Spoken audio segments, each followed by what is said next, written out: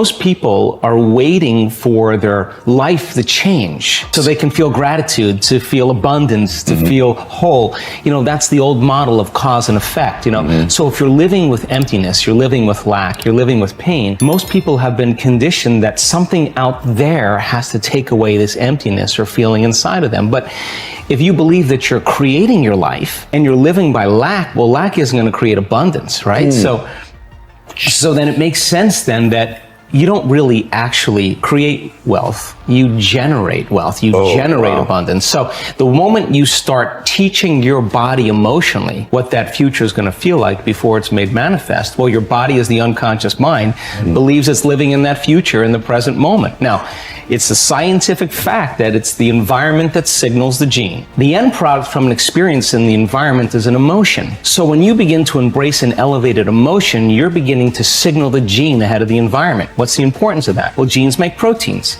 and proteins are responsible for the structure and the function of your body. And the expression of proteins is the expression of life. So by you creating an elevated emotion and teaching your body what that future will feel like before it's made manifest, your body's starting to live in that future reality in the present moment. Now, here's the key. If you were able to become familiar with gratitude, become familiar with wholeness, become familiar with abundance, to become familiar with freedom, and you're able to generate those chemicals every single day, more than likely you would be walking around feeling like your future has already happened, and you would no longer be looking for it to happen.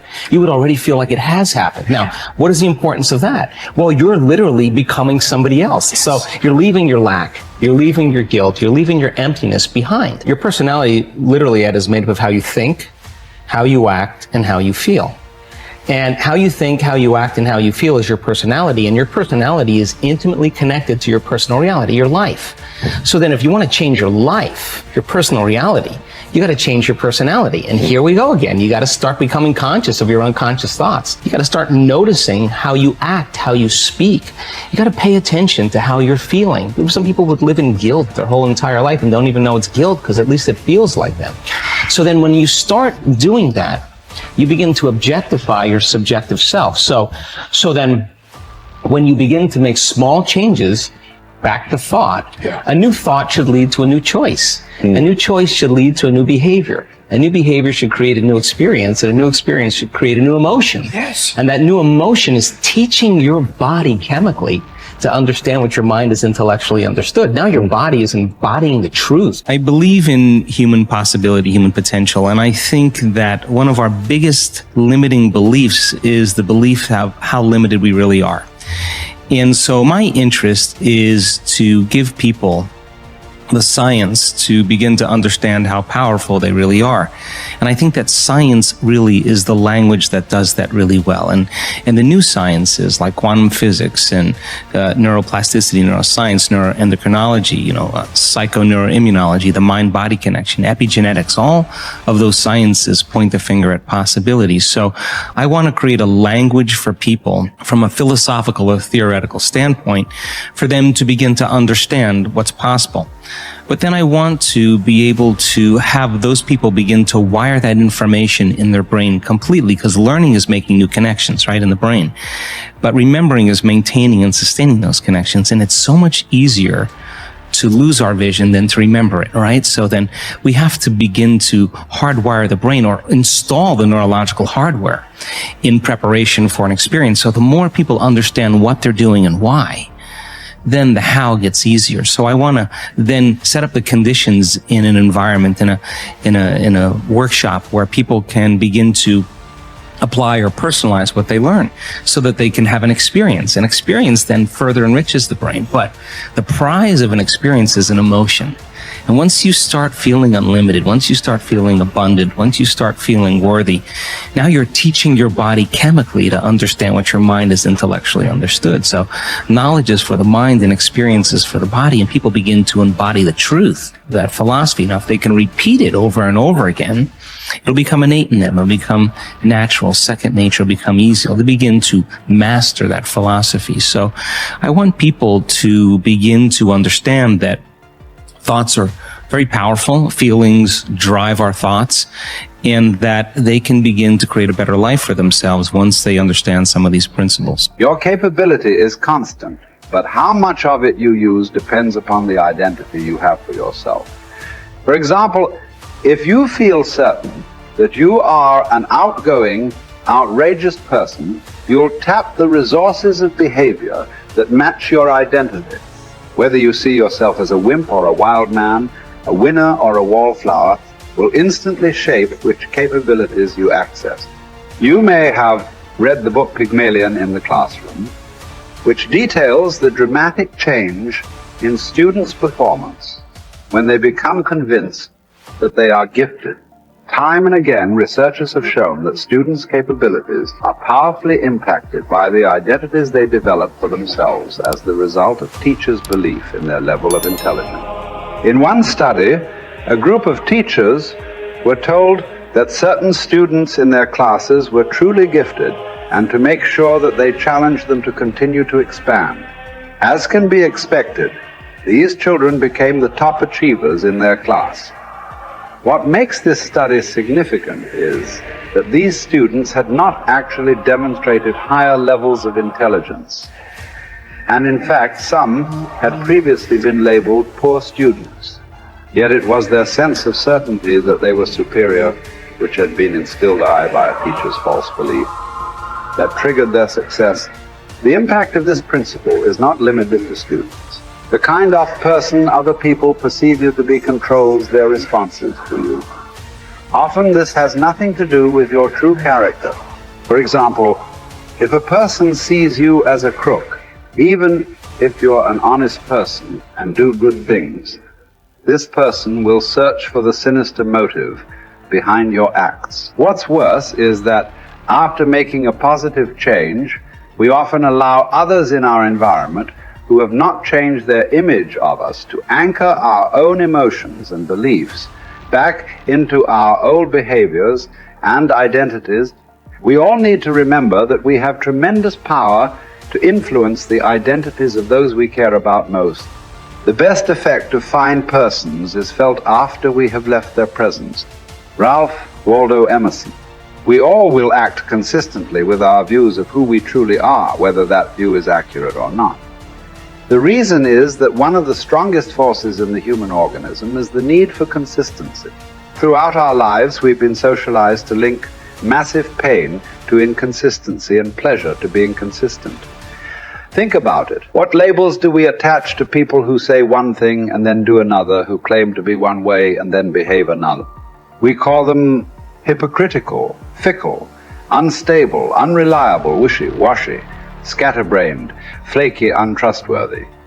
Would you like to have these labels attached to you? Would you even like to think of yourself in this way? The answer is obvious.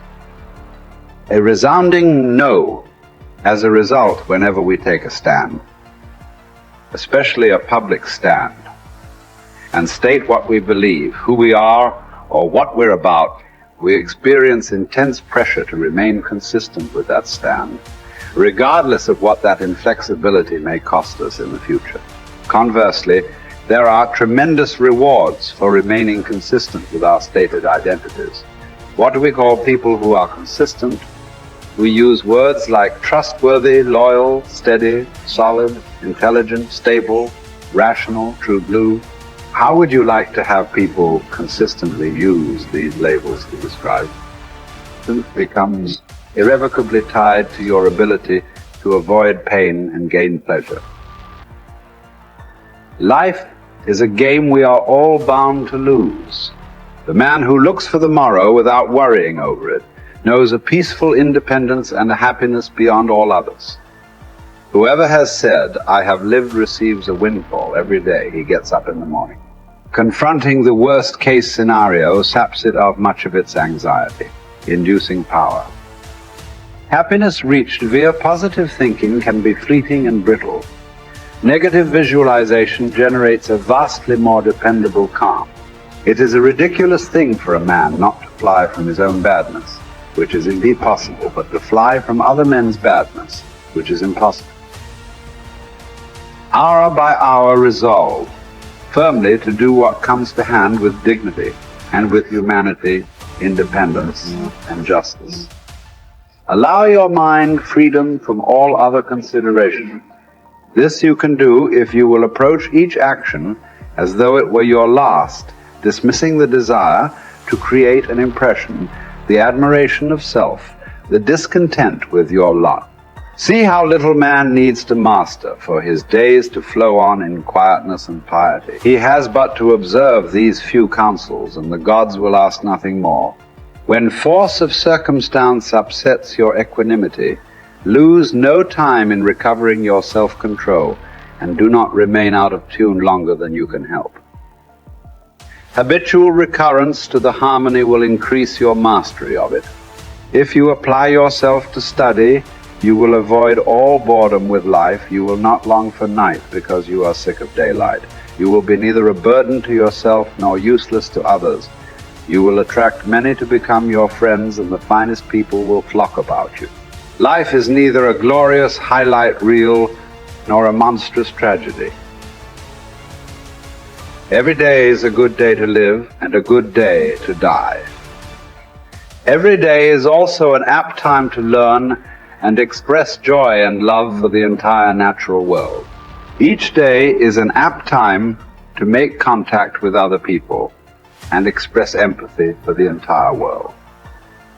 Each day is perfect to accept with indifference all aspects of being.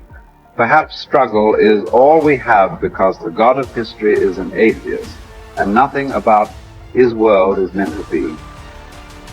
So you must wake up every morning knowing that no promise is unbreakable, least of all the promises of waking up at all. This is not despair. These are the preferences of universe itself. Verbs over nouns, actions over states, struggle over hope. And here are two of the most immediately useful thoughts you will dip into. First, that things cannot touch the mind. They are external and inert. Anxieties can only come from your internal judgment. Second, that all these things you see will change almost as you look at them, and then will be no more. Constantly bring to mind all that you yourself have already seen change. The universe is change. Life is judgment. Each of us is impermanent wave of energy folded into the infinite cosmic order. Acknowledgement of the fundamental impermanence of ourselves unchains us from the strictures of living a terrestrial life stuck like a needle, vacillating between the magnetic pull of endless desire and the terror of death. Once we achieve freedom from any craving and all desires, and we are relieved of all titanic fears, we release ourselves from living in perpetual distress. Once we rid ourselves from any impulse to exist, we discover our true place in the universal order. The composition of our life filament is exactly right when we accept the notion of living and dying with equal stoicism. You have the power to strip away many superfluous troubles located wholly in your judgment, and to possess a large room for yourself, embracing in thought the whole cosmos, to consider everlasting time, to think of the rapid change in the parts of each thing, of how short it is from birth until dissolution, and how the void before birth and that after dissolution are equally